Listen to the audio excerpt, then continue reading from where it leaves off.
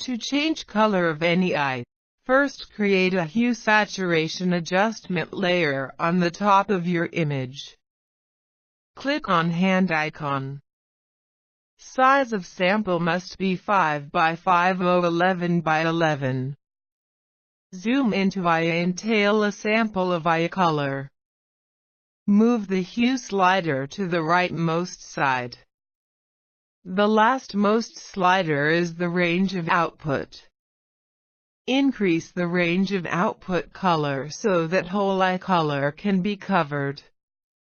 Once you satisfied, bring hue slider to 0 and then play with your desired colors. If you like this video, then please subscribe my channel. Thank you.